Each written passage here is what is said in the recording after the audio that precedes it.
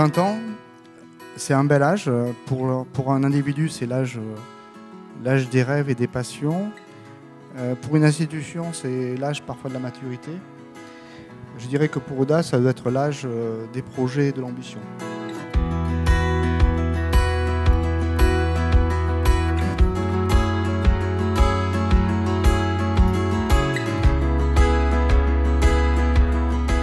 C'est le 20e anniversaire de l'ODAP. Vous avez la chance d'avoir les deux pères de l'ODAP présents sur cette tribune. Et Alain Lamassoure et moi, nous avons pensé, imaginé, ou en tout cas constaté le besoin que l'urbanisme représentait pour nos collectivités.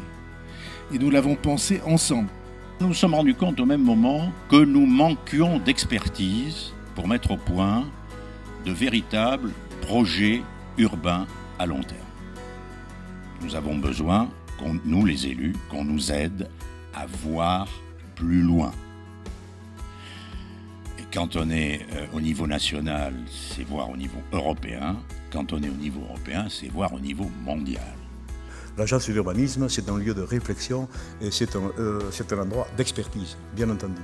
Mais la réflexion et l'expertise doivent déboucher naturellement sur un rôle de confrontation de points de vue. Peut-être que l'agence ne le fera pas seule, mais elle peut aussi jouer ce rôle. Plus je me rends compte que les décisions des collectivités sont difficiles à prendre, plus elles sont complexifiées et plus nous avons besoin de véritable expertise. De l'expertise qui facilite la décision et qui rend la décision juste, pertinente et surtout applicable.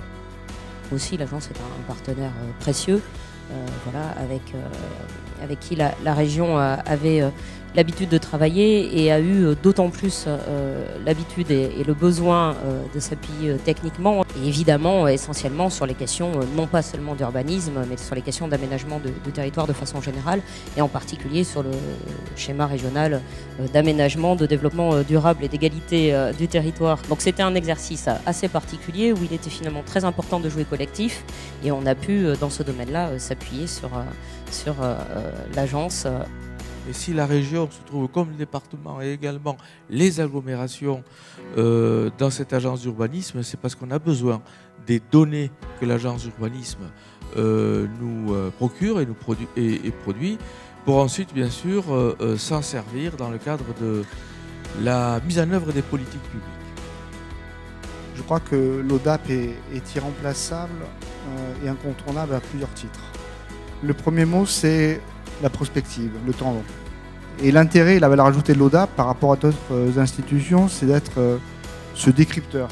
Le deuxième élément, c'est pluridisciplinarité, parce qu'on voit bien que les choses sont de plus en plus complexes, sont de plus en plus expertes.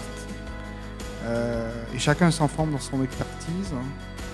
Et on a du mal à faire système, à mettre les choses ensemble, à faire tourner les choses ensemble, notamment sur un territoire.